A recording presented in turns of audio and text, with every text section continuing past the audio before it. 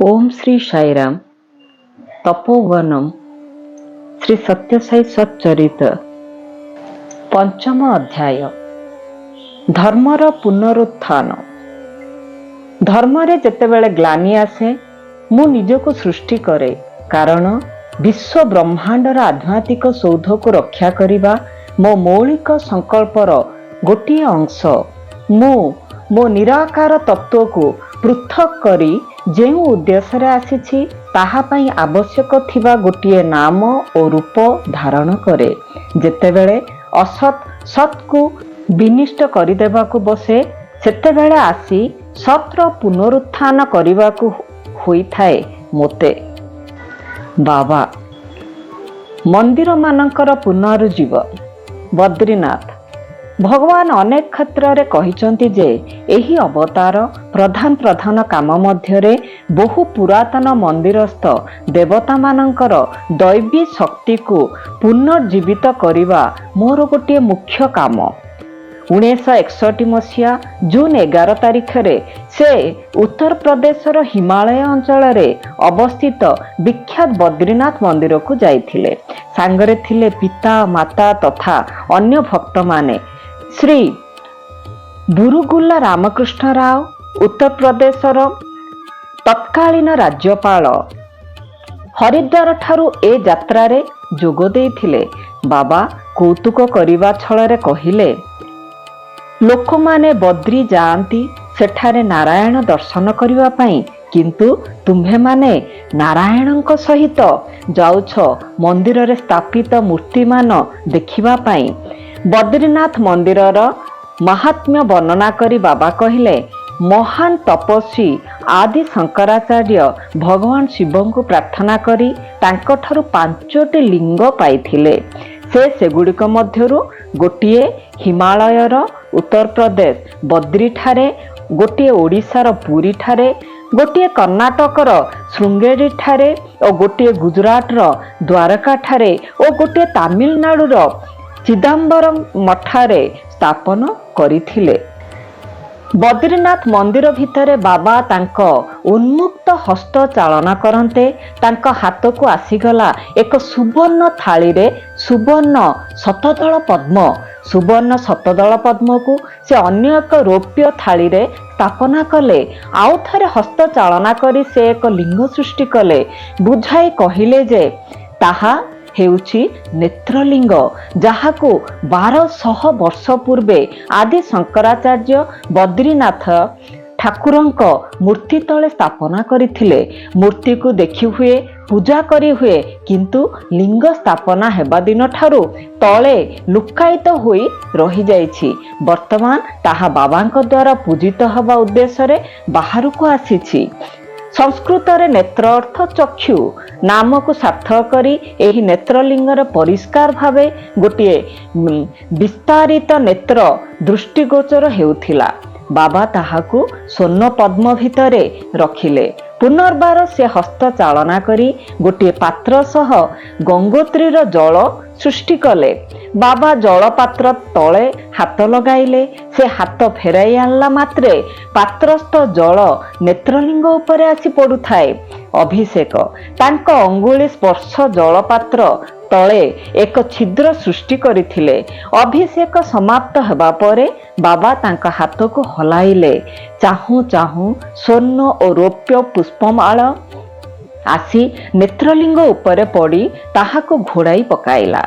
पुष्प अभिषेक भगवान शिव गयस फूल प्रिय बोली उल्लेख अछि। मंदिर पुरोहित एकथा बाबा को कहिला मात्रे बाबा फूल सृष्टि करी गदा करी देले। ए सबुथिरे लिंग पूजा करागला। भगवान नेत्रलिंग को पूजा माध्यम रे तथा निज अलौकिक शक्ति साहाय्य पुनर्जीवित कराई पुनर्बार यथास्थान को बद्रीनाथଙ୍କ मूर्ति तले पठाई देले। पुट्टपर्ती को फेरी बद्रीनाथ यात्रा रे जाई पारी नथिबा लोकमानंको संबोधन करी बाबा कहले, निराश हो नहीं। तुम्हे माने तीर्थ यात्रा करी न पारी थिबारु सेठारे जहा घटिला ताहा अवलोकन करि पारिले नाही। सिना भगवान नारायण एठारे तुम सम्मुखरे तुम सहित ତୁମ ପାଖେ ପାଖେ ଉପସ୍ଥିତ ଅଛନ୍ତି। ମନ ଭରି ତାଙ୍କ ଦର୍ଶନ କର। ଏତେ ଦୂରରେ ଥିବା ନାରାୟଣଙ୍କର ମୂର୍ତ୍ତି ରୂପ ଦର୍ଶନ ପାଇଁ ଏତେ ବ୍ୟସ୍ତ କି ପାଇଁ? ଭକ୍ତି ଓ ଭାବର ସହିତ ତୁମ ସମ୍ମୁଖରେ ଥିବା, ତୁମ ଆଖି ଆଗରେ ଥିବା, ଏହି ମାଟି ଉପରେ ଥିବା ଏହି ଜୀବନ୍ତ ନାରାୟଣକୁ ପୂଜା କର ଓ ଆତ୍ମାନନ୍ଦ ଲାଭ କର। ବାରାଣାସୀ ଏହା ଅନ୍ୟ ଏକ ପୂଜାପୀଠ। ଭଗବାନ ତାଙ୍କ ଦିବ୍ୟ ହସ୍ତ ସ୍ପର୍ଶ ଦ୍ୱାରା ଏ କ୍ଷେତ୍ରରେ ମଧ୍ୟ ଆଧ୍ୟାତ୍ମିକ ଶକ୍ତି ସଞ୍ଚାର କରିଥିଲେ। 1961 ମସିହା 2 ତାରିଖର କଥା। ଉତ୍ତରପ୍ରଦେଶ ରାଜ୍ୟପାଳ ଶ୍ରୀ ବୁରୁଗୁଲ୍ଲା ରାମକୃଷ୍ଣ ରାଓ ଭଗବାନଙ୍କ ପିତାମାତା ଓ ଅନ୍ୟ କେତେକ ଭକ୍ତମାନଙ୍କ ସହିତ ବାରାଣାସୀ ଯାଇଥିଲେ। ଭଗବାନ ବିଶ୍ୱେଶ୍ୱରଙ୍କ ଲିଙ୍ଗ ସମୀପକୁ ଯାଇ ବାବା ତାଙ୍କ ସ୍ୱଭାବ ସୁଲଭ ଢଙ୍ଗରେ ହାତରୁ କୈଳାସ ବିଭୂତି ସୃଷ୍ଟି କରି ଲିଙ୍ଗ ଉପରେ ତ୍ରିପିଷ୍ଟକ ରେଖା ଟାଣିଦେଲେ। ନିଜ ଶ୍ରୀହସ୍ତରୁ ଘୋରା ଚନ୍ଦନ ସୃଷ୍ଟି କରି ତ୍ରିପିଷ୍ଟକ ମଧ୍ୟଭାଗରେ ଲଗାଇଦେଲେ। ଏହାପରେ ହୀରା, ପାନା ଓ ପଦ୍ମରାଗମଣି ଲାଗିଥିବା 3ଟି ବୃତ୍ତାକାର ଉଜ୍ଜ୍ୱଳ ଅଳଙ୍କାର ସୃଷ୍ଟି କରି ତାହାକୁ ଚନ୍ଦନ ଟୋପାର ମଝିରେ ଲଗାଇଦେଲେ। ଆଖି ପିଛୁଳାକେ ସେ ଅଳଙ୍କାରଟି ସେଠାରେ ଲାଖି ରହିଗଲା। ବାରାଣାସୀ ପତି ଭଗବାନ ବିଶ୍ୱନାଥ ଅଧିକ ମହିମାନ୍ୱିତ ହୋଇଗଲେ। ସୋମନାଥ ଜାମନଗର ରାଜମାତାଙ୍କ ନିମନ୍ତ୍ରଣ କ୍ରମେ ବାବା ଗୁଜରାଟରେ ସୋମନାଥ ମନ୍ଦିରକୁ ଯାଇଥିଲେ। ସୋମା ସ ପ୍ଲସ୍ ଉମା ଭଗବାନ ଶିବଙ୍କ ସହ ପାର୍ବତୀ। ଇତିହାସରୁ ସମସ୍ତଙ୍କୁ ଜଣାଅଛି ଯେ ଗଜନୀର ରାଜା ମହମ୍ମଦ ଅନେକ ବାର ଭାରତ ଆକ୍ରମଣ କରିଥିଲେ। ସେ ଏହି ମନ୍ଦିରକୁ ଛାରଖାର କରିଦେଇଥିଲେ ଏବଂ ସେଠାରେ ଥିବା ସୁନା ଓ ହୀରା ସବୁ ଲୁଟି ନେଇଥିଲେ। ଶେଷରେ ସେ ମନମୁଗ୍ଧକର ଶିବଲିଙ୍ଗକୁ ଉତ୍ପାଟନ କରି ତା ତଳେ ଥିବା ମୂଲ୍ୟବାନ ମାଣିକ୍ୟ ପଥର ସବୁ ବୋହି ନେଇଥିଲେ। ମୂଳ ଲିଙ୍ଗ ବଦଳରେ ମନ୍ଦିର ପୂଜକମାନେ ନୂତନ ପ୍ରସ୍ତର ଲିଙ୍ଗ ସ୍ଥାପନ କରି ସର୍ବବିଧ ସେବା ପୂଜା ଚଳାଇ ଆସୁଛନ୍ତି। ଜାମନଗରର ମହାରାଜା ଦିଗ୍ବିଜୟ ସାହେବ ଏହି ମନ୍ଦିରର ହୃତ ଗୌରବ ଫେରାଇ ଆଣିବା ପାଇଁ ଅତୀତ ଆଗ୍ରହୀ ଥିଲେ। ସମସ୍ତ ସମ୍ବଳ ବିନିଯୋଗ କରି, ବହୁ ପରିଶ୍ରମ କରି, ବହୁ ସମସ୍ୟା ଅତିକ୍ରମ କରି ତାଙ୍କ ଲକ୍ଷ୍ୟ ସାଧନା କଲେ ଓ ମନ୍ଦିରର ସୌନ୍ଦର୍ଯ୍ୟ ଫେରାଇ ଆଣିଲେ। ଏକ ବିରାଟ ସ୍ତମ୍ଭ ନିର୍ମାଣ କରି ମନ୍ଦିରକୁ ମୁକୁଟ ମଣ୍ଡିତ କରିଥିଲେ। ତାହାର ନାମ ରଖାଗଲା ଦିଗ୍ବିଜୟ ଗୋପୁରମ। ତାହା ଭଗବାନ ବାବାଙ୍କ ଦ୍ୱାରା ଉଦ୍ଘାଟିତ ହୋଇଥିଲା। ମନ୍ଦିର ଗର୍ଭଗୃହରେ ପ୍ରବେଶ କରି ବାବା ସ୍ୱର୍ଣ୍ଣ ବିଲ୍ୱଦଳମାନ ସୃଷ୍ଟି କରି 4 ଫୁଟ ଉଚ୍ଚରେ ଶିବଲିଙ୍ଗ ଉପରେ ବୃଷ୍ଟି କରି ଅଭିଷେକ କଲେ। ସେ ଘୋଷଣା କଲେ ଯେ ଶିବଲିଙ୍ଗର ନିମ୍ନ ଭାଗରେ ଗୋଟିଏ ଜ୍ୟୋତିର୍ଲିଙ୍ଗ ଅଛି, ତାହା ଦେଖାଯାଉଛି। ନିଜ ଶକ୍ତି ବଦଳରେ ସେ ସେହି ଲିଙ୍ଗଟିକୁ ନିଜ ହାତକୁ ଆଣି ଉପସ୍ଥିତ ସମସ୍ତଙ୍କୁ ଦେଖାଇଲେ। ତାହା ବିଦ୍ୟୁତ ଚମକ ଭଳି ଉଜ୍ଜ୍ୱଳ ଥିଲା। ନିଜ ଦିବ୍ୟ ସ୍ପର୍ଶ ବଳରେ ସେ ଲିଙ୍ଗଟିକୁ ପୁନର୍ଜୀବନ କରି ବଦ୍ରି ଭଳି ତାହାର ପୂର୍ବ ସ୍ଥାନକୁ ଫେରାଇ ଦେଇ ନଥିଲେ। ଏଠାରେ ସେ ଘୋଷଣା କଲେ, ଆଜିଠାରୁ ଏ ମନ୍ଦିର ଉପରେ କୌଣସି ପ୍ରକାର ଆକ୍ରମଣ ହେବ ନାହିଁ। କୌଣସି ପାଖରୁ ଆକ୍ରମଣକାରୀ ଏ ମନ୍ଦିର ଉପରେ ଅଶୁଭ ଦୃଷ୍ଟି ପକାଇବେ ନାହିଁ। ଭବିଷ୍ୟତରେ କୌଣସି ବିପଦ ମଧ୍ୟ ନାହିଁ।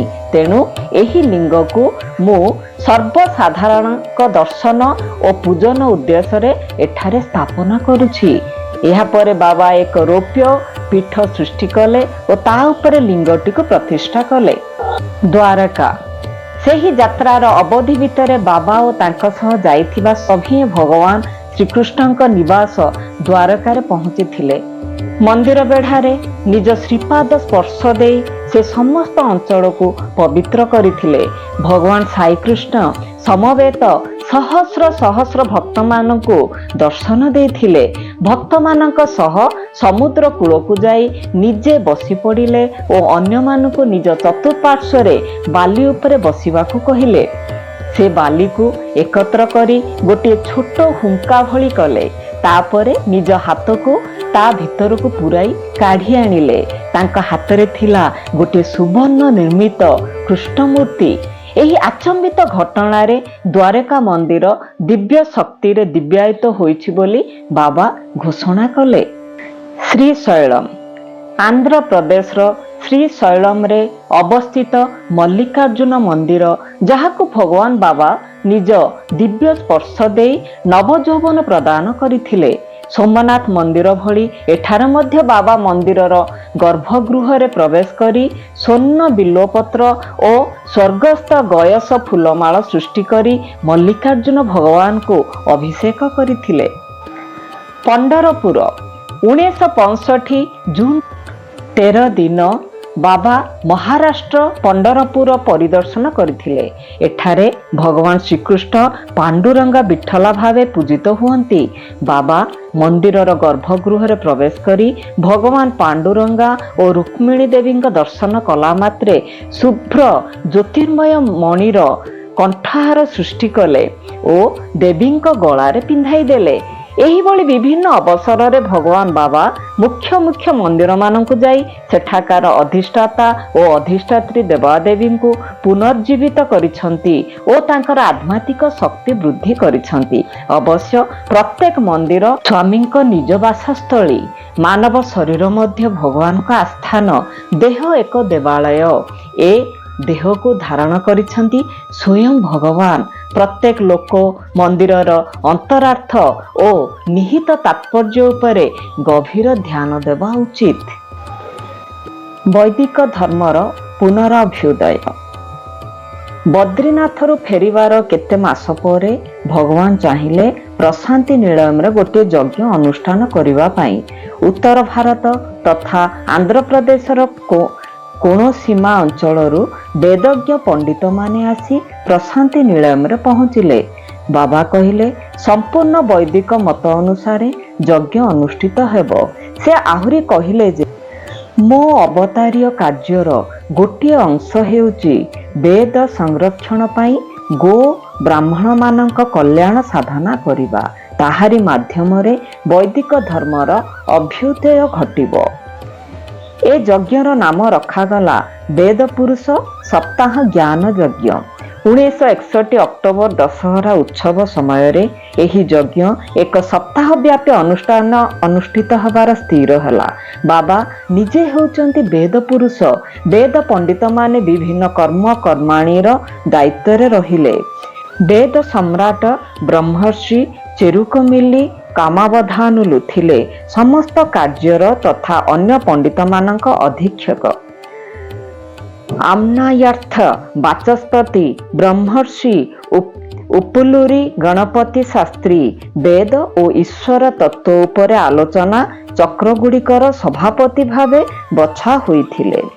ଶ୍ରୀ ବୁଲୁସୁ ଆପନ୍ନା ଶାସ୍ତ୍ରୀ, ଶ୍ରୀ କଡ଼ିଆଲା ସୀତାରାମ ଶାସ୍ତ୍ରୀ, ଶ୍ରୀ କୁପ୍ପା ଲକ୍ଷ୍ମାବଧନୀ, ଶ୍ରୀ ବାରଣାସୀ ସୁବ୍ରହ୍ମଣ୍ୟ ଶାସ୍ତ୍ରୀ, ଶ୍ରୀ କୁପ୍ପା ବୈରାଗୀ ଶାସ୍ତ୍ରୀ, ଶ୍ରୀ ଭେଙ୍କରାଲା ସୂର୍ଯ୍ୟନାରାୟଣ ଶାସ୍ତ୍ରୀ, ଶ୍ରୀ କୁମ୍ଭେଲା ଆମନ୍ନ ଶାସ୍ତ୍ରୀ, ଶ୍ରୀ ହୋତା ଭେଙ୍କଟରାମ ଶାସ୍ତ୍ରୀଙ୍କ ଭଳି ବିଶିଷ୍ଟ ପଣ୍ଡିତମାନେ ଏହି କର୍ମରେ ଯୋଗ ଦେଇଥିଲେ।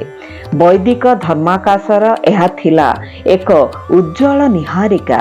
ଏଥିରେ ପାର୍ଥିବ ଶିବଲିଙ୍ଗ ଅର୍ଚ୍ଚନା, ମନ୍ତ୍ର ଜପ, ରାମାୟଣ, ଶ୍ରୀ ମହାଭାଗବତ, ଦେବୀ ଭାଗବତ, ଶ୍ରୀ ଭାଷ୍ୟ, ସୂର୍ଯ୍ୟ ନମସ୍କାର, ନବଗ୍ରହ ଜପ ପ୍ରଭୃତି ଅନ୍ତର୍ଭୁତ ଥିଲା।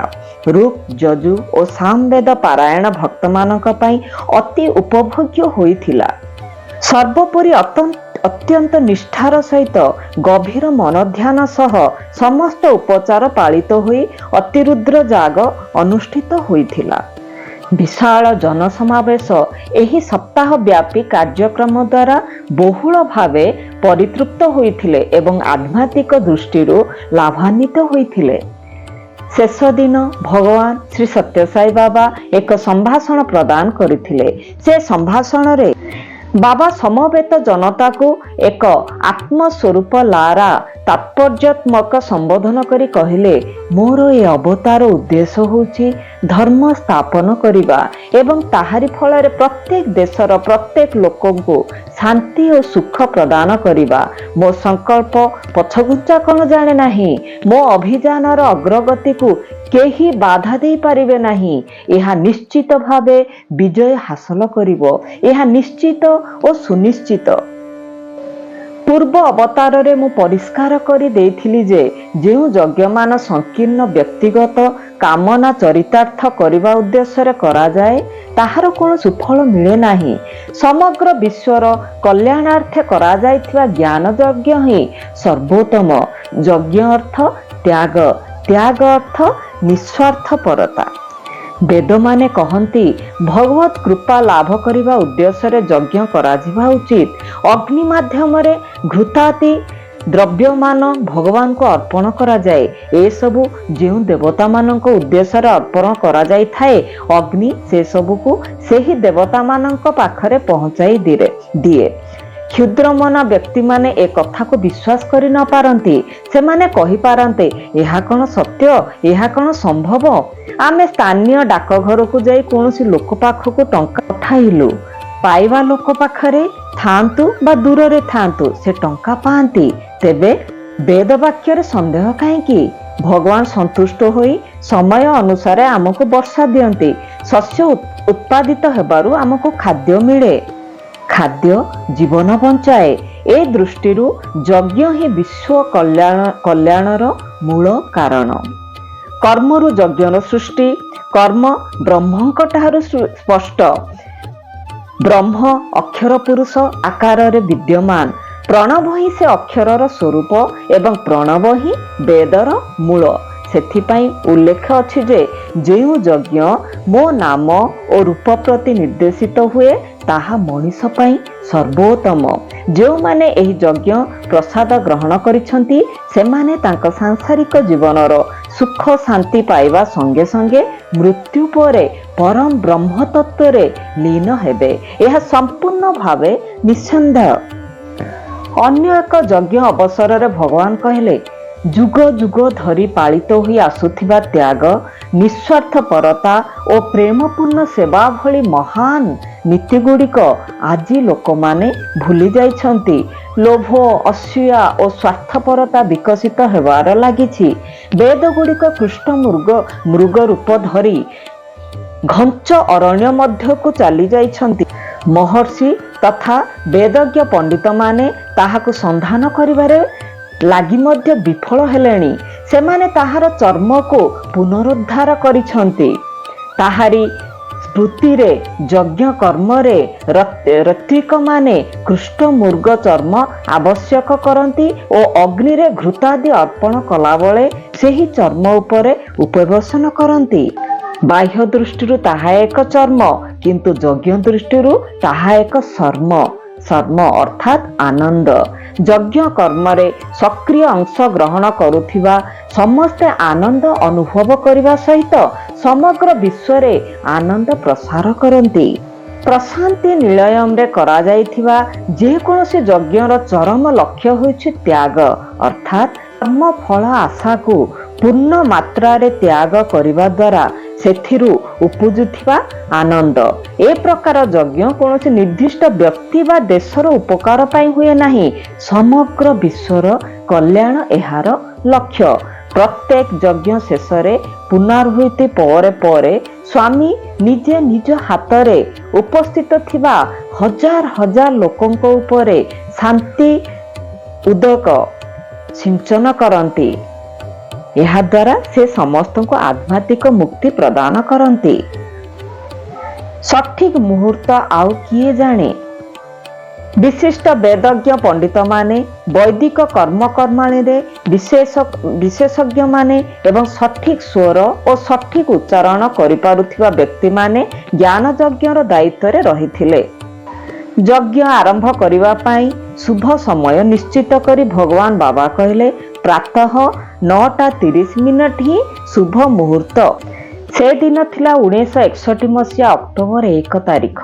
ବେଦ ପଣ୍ଡିତ ମାନେ ଗ୍ରହ ନକ୍ଷତ୍ରଙ୍କ ସ୍ଥିତିକୁ ଗଣନା କରି ନିଶ୍ଚୟ କଲେ ସକାଳ 7:02 ହେଉଛି ଯଜ୍ଞାରମ୍ଭ ପାଇଁ ଯଜ୍ଞଶାଳାରେ ପ୍ରବେଶ କରିବା ପାଇଁ ସବୁଠାରୁ ଭଲ ମୁହୂର୍ତ୍ତ।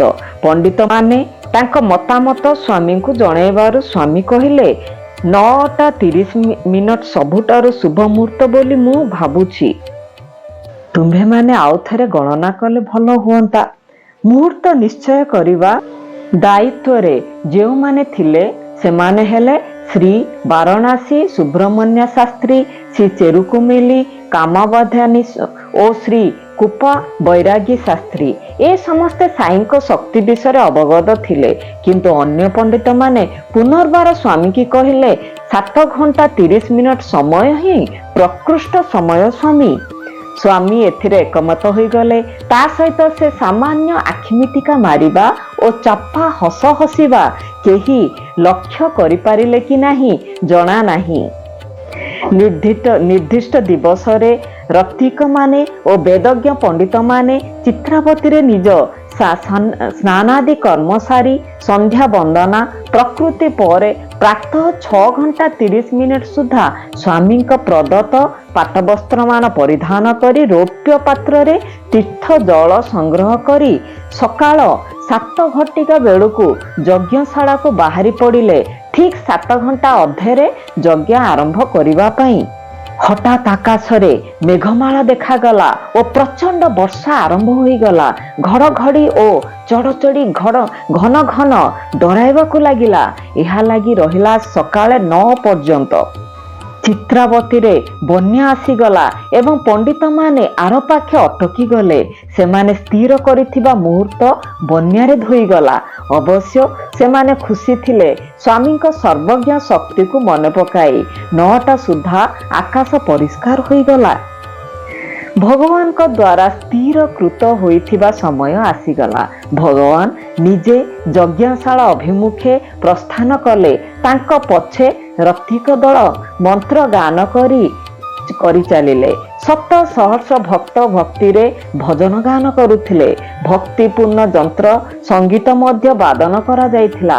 ଠିକ୍ 9:30 ବାବା ଯଜ୍ଞବେଦୀ ନିକଟରେ ଉପସ୍ଥିତ ହେଲେ ଓ ସପ୍ତାହ ବ୍ୟାପୀ ଯଜ୍ଞ କର୍ମର ଶୁଭାରମ୍ଭ କରାଗଲା। ଯଜ୍ଞ କଳସ। ଯଜ୍ଞାରମ୍ଭର ଦିନେ 2 ଦିନ ପୂର୍ବରୁ ରତିକମାନେ ଦାୟିତ୍ୱରେ ଥିବା ବ୍ରହ୍ମର୍ଷି ଶିବରାମ ବୈରାଗୀ ଶାସ୍ତ୍ରୀଙ୍କୁ ବାବା ଡକାଇ କହିଲେ ପୁରାପୁରି ବୈଦିକ ନୀତି ଓ ରୀତି ଅନୁସାରେ ସଠିକ୍ ନିୟମ ଓ ଶୃଙ୍ଖଳା ମାନି ଯଜ୍ଞକର୍ମ ସମ୍ପାଦନ ହେବ। ଆବଶ୍ୟକ ସାମଗ୍ରୀରୁ କିଛି ଅଭାବ ରଖିବ ନାହିଁ। ଯଜ୍ଞ ଆରମ୍ଭ ପୂର୍ବରୁ ସମସ୍ତ ଆବଶ୍ୟକୀୟ ସାମଗ୍ରୀର ଗୋଟିଏ ତାଲିକା ପ୍ରସ୍ତୁତ କରି ମୋତେ ଦିଅ। ସମସ୍ତ ସାମଗ୍ରୀ ବ୍ୟବସ୍ଥା କରିବା ମୋ ଦାୟିତ୍ୱ। ଶାସ୍ତ୍ରୀ ତାଙ୍କ ସହକର୍ମୀମାନଙ୍କ ପରାମର୍ଶରେ ଗୋଟିଏ ଲମ୍ବା ତାଲିକା ପ୍ରସ୍ତୁତ କଲେ। ତାଲିକା କରାଯାଇଥିବା ସବୁ କିଛି ଯୋଗାଇ ଦିଆଗଲା। ଯଜ୍ଞାରମ୍ଭ ଦିନ ଯଜ୍ଞଶାଳାକୁ ଯିବାକୁ ଭଗବାନ ପ୍ରସ୍ତୁତ ହେଲେଣି। ଆଉ 5 ମିନିଟ୍ ପରେ ଯଜ୍ଞାରମ୍ଭ ହେବ। ହଠାତ୍ ଶାସ୍ତ୍ରୀଙ୍କର ମନେ ପଡ଼ିଲା ଯେ ସାମଗ୍ରୀ ତାଲିକାରେ ଯଜ୍ଞ କଳସ ଲେଖା ହୋଇନଥିଲା। ସେ ଦୃଷ୍ଟିରୁ ସେଇଟି ସଂଗ୍ରହ କରାଯାଇ ନାହିଁ। ବର୍ତ୍ତମାନ ଏ କଥା କିଏ କିଭଳି ଭାବେ ସ୍ୱାମୀଙ୍କୁ ଜଣାଇବ? ସେ ଅକଥନୀୟ ମାନସିକ ଯନ୍ତ୍ରଣା ପାଇଲେ। ହାତରେ ସମୟ ବି ଆଉ ନାହିଁ। ସମସ୍ତ ସାହସ ସଞ୍ଚୟ କରି ସମସ୍ତ ଦୋଷ ନିଜ ଉପରକୁ ନେଇ ସ୍ୱାମୀଙ୍କୁ ଜଣାଇବା ପାଇଁ ବିଚାର କଲେ। ଏଭଳି ଏକ ଅକ୍ଷମଣୀୟ ଅପରାଧ କ୍ଷମା କରିବା ପାଇଁ ସେ ସ୍ୱାମୀଙ୍କୁ ପ୍ରାର୍ଥନା କଲେ। ସ୍ୱାମୀ ତାଙ୍କ ଚିରାଚରିତ ରୀତିରେ ଦୟାର ସ୍ରୋତ ପ୍ରବାହ କଲେ। ସେ କହିଲେ ମୁଁ ତୁମକୁ ଡାକି ପ୍ରତ୍ୟେକ ସାମଗ୍ରୀର ତାଲିକା ପ୍ରସ୍ତୁତ କରିବାକୁ କହିଥିଲି। ଯଜ୍ଞାରମ୍ଭ ହେବାକୁ 5 ମିନିଟ୍ ମାତ୍ର ସମୟ ବାକି ଅଛି। ଏବେ ମୋତେ ଏ କଥା କହୁଛ? ସେ ନିଜ କୋଠରୀ ଭିତରକୁ ଗଲେ ଓ 3 ମିନିଟ୍ ପରେ ହାତରେ ଗୋଟିଏ ରୌପ୍ୟ କଳସ ଧରି ବାହାରି ଆସିଲେ। ସେ କଳସଟି ନାନା କାରୁକାର୍ଯ୍ୟରେ ମଣ୍ଡିତ ହୋଇଥିଲା। ସେଥିରେ ବିଭିନ୍ନ ଦେବାଦେବୀଙ୍କର ମୂର୍ତ୍ତିମାନ ମଧ୍ୟ ଶୋଭା ପାଉଥିଲା। ଆଶ୍ଚର୍ଯ୍ୟଚକିତ ଶାସ୍ତ୍ରୀଙ୍କୁ ସ୍ୱାମୀ କହିଲେ ମୁଁ ଶିରିଡ଼ିରେ ଥିବା ସମୟରେ ଏହି କଳସଟିକୁ ଚିଞ୍ଚୋଳି ରାଜପ୍ରସାଦରେ ରଖିଥିଲି। ଏଇଟି କେତେ ପୁରୁଣା ପରିତ୍ୟକ୍ତ ଜିନିଷ ସହିତ ପଡ଼ିଥିଲା। ମୋତେ ସେଠାକୁ ଯାଇ ଖୋଜାଖୋଜି କରି ଏଠାକୁ ଆଣିବାକୁ ପଡ଼ିଲା। ସେଥିପାଇଁ 3 ମିନିଟ୍ ସମୟ ଲାଗିଲା। ଏ କଳସଟି ଆମ କାମ ପାଇଁ ଶାସ୍ତ୍ରୋକ୍ତ ମତରେ ଅତି ଉପଯୁକ୍ତ ଜିନିଷ। ଏବେ ଯଜ୍ଞକର୍ମ ଆରମ୍ଭ କର। ସେ କଳସ ଉପରେ ହିନ୍ଦୀରେ 2ଟି ଅକ୍ଷର ହସ୍ତଖତ ଥିବା ଦେଖାଗଲା, ସା ବା। ଏଥିରୁ ପ୍ରମାଣିତ ହେଲା ଯେ ସେଇଟି ସାଇବାବାଙ୍କର। ଏହାର କିଛି ବର୍ଷ ପରେ ବୈରାଗୀ ଶାସ୍ତ୍ରୀ ଦିନେ ପ୍ରେକ୍ଷାଳୟରେ ସ୍ୱାମୀଙ୍କ ଉପସ୍ଥିତିରେ ବକ୍ତୃତା ଦେବାବେଳେ ଏ ଘଟଣାକୁ ବିଶଦ ଭାବେ ବର୍ଣ୍ଣନା କରିଥିଲେ। ଆୟୁଧ ପୂଜା। ଆମ ପରମ୍ପରା ଅନୁଯାୟୀ ବିଜୟା ଦଶମୀ ଦିନ ଯଜ୍ଞରେ ବ୍ୟବହୃତ ଅସ୍ତ୍ରଶସ୍ତ୍ର ଆୟୁଧମାନ ପୂଜା କରାଯାଇଥାଏ। ଏହାକୁ ଆୟୁଧ ପୂଜା କୁହାଯାଏ।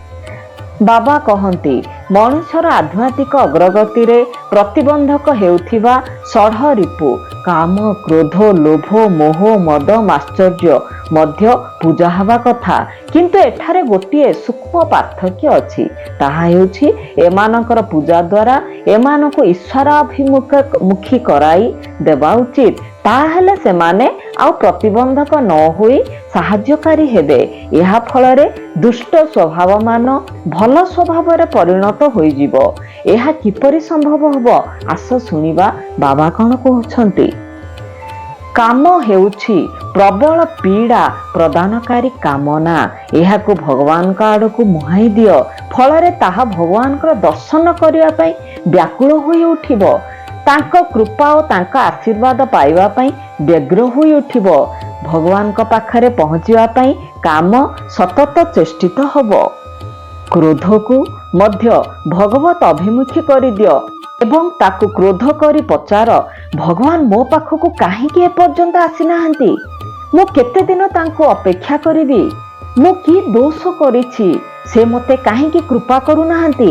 ଏସବୁ ଦୋଷ କ୍ରୋଧ ଉପରେ ଲଦି ଦିଅ ଏବଂ ଅଧୈର୍ଯ୍ୟ ହୋଇ ତାକୁ ଏସବୁ ପଚାରିବାକୁ ଲାଗ। ତୁମ କ୍ରୋଧ ଦୃଢ଼ ସଂକଳ୍ପରେ ରୂପାନ୍ତରିତ ହୋଇଯିବ। ତାହା ତୁମ ଜୀବନର ଏକ ସକାରାତ୍ମକ ଉପକାରୀ ବନ୍ଧୁ ହୋଇଯିବ। ଲୋଭକୁ ତୁମେ ଯେତେବେଳେ ଭଗବତ ଅଭିମୁଖୀ କରିଦେବ, ତୁମେ ସବୁ କିଛି ହାସଲ କରିବାକୁ ଇଚ୍ଛା କରିବ। ତୁମେ ଅନୁଭବ କରିବ ସେ କେବଳ ମୋର, ପୁରାପୁରି ମୋର। ସେ ମୋ ପ୍ରଭୁ ଏବଂ ମୁଁ ତାଙ୍କ ବିନା ଆଉ କାହାରି ନୁହଁ। ତୁମ ମନ ବିଳାପ କରି ଉଠିବ। ତାଙ୍କୁ ପାଇବା ଲାଗି ତୀବ୍ର କାମନା ସୃଷ୍ଟି କରିବ। ଲୋଭ ରୂପାନ୍ତରିତ ହୋଇ ବ୍ୟାକୁଳତାରେ ପରିଣତ ହୋଇଯିବ ଏବଂ ତାଙ୍କୁ ପାଇବା ଲାଗି ଏକାଗ୍ର ଚିତ୍ତ କରାଇଦେବ। ମୋହ ଅର୍ଥ ବିଚାର ଶକ୍ତି ହରାଇବା। ଏହାକୁ ଭଗବାନଙ୍କ ଆଡ଼କୁ ମୁହାଁଇ ଦେଲେ ଜଣେ ଅନୁଭବ କରିବ ଯେ ଭଗବାନଙ୍କ ବିନା ବଞ୍ଚିବା ଅସମ୍ଭବ। ଏ ସଂସାରରେ ତାଙ୍କ ବିନା କୌଣସି ସୁଖ ନାହିଁ। ଭଗବାନ ଯଦି ମୋ ସହିତ ନାହାନ୍ତି ତାହେଲେ ଜୀବନ ନିରର୍ଥକ।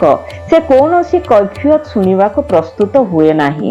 ସେ କେବଳ ଭଗବାନଙ୍କୁ ପାଇବାକୁ ଇଚ୍ଛା କରେ। ମୋହ ବର୍ତ୍ତମାନ ଭକ୍ତିରେ ପରିଣତ ହୋଇ ଭଗବାନଙ୍କ ପାଇଁ ମନୁଷ୍ୟକୁ ଅନ୍ଧ ଓ ବାଧ୍ୟ କରିଦିଏ।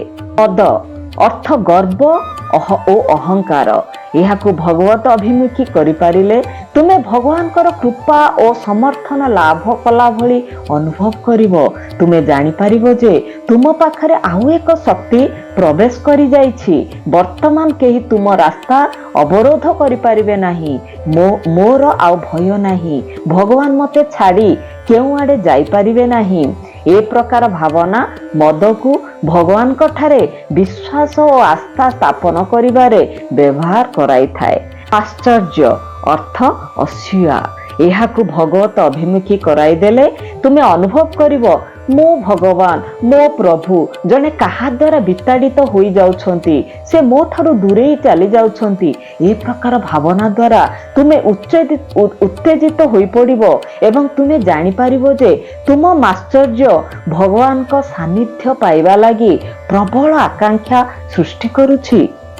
ସର୍କସ ମାନଙ୍କର ସିଂହ ଗୁଡ଼ିକ ସେମାନଙ୍କୁ ଖେଳାଉଥିବା ମାଲିକର କଥା ମାନିଥାନ୍ତି। ଠିକ୍ ସେହିପରି ମଣିଷର ଷଢ଼ରିପୁ ସେମାନଙ୍କୁ ଖେଳାଉଥିବା ମାଲିକର କଥା ମାନିବେ ଓ ନିଜର ସ୍ୱଭାବଗତ ଅମାନିଆ ଗୁଣକୁ ଛାଡ଼ି ଆଜ୍ଞାବହ ହୋଇଯିବେ। ଏହା ହିଁ ଆୟୁଧ ପୂଜାର ଅନ୍ତରାର୍ଥ। କେତେକ ଭକ୍ତ ଯଜ୍ଞ କୁଣ୍ଡରେ ଉତ୍ସର୍ଗ କରିବା ପାଇଁ ସୁନା ଓ ମଣିମୁକ୍ତା ପ୍ରଭୃତି ଆଣିଥିଲେ। ସେମାନଙ୍କୁ ସ୍ୱାମୀ କହିଲେ, ଯଜ୍ଞ କୁଣ୍ଡରେ ତୁମ ଗୁଣ ଗୁଡ଼ିକୁ ଅର୍ପଣ କର। ସେଗୁଡ଼ିକୁ ବର୍ଜନ କରିପାରିଲେ ତାହା ହିଁ ମୂଲ୍ୟବାନ ମୁକ୍ତା ଓ ଅଳଙ୍କାର ଉତ୍ସର୍ଗ ସହ ସମାନ ହେବ। ଯଜ୍ଞ କର୍ମ ସମ୍ପାଦନ କରୁଛ ଯେତେବେଳେ ଆତ୍ମ ଉତ୍ଥାନ ପାଇଁ ଲକ୍ଷ୍ୟ ରଖିବା ଦରକାର।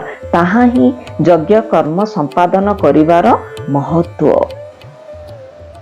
ଓಂ ଶ୍ରୀ ସତ୍ୟ ସାଇ ପରମ ବ୍ରହ୍ମଣେ ନମଃ।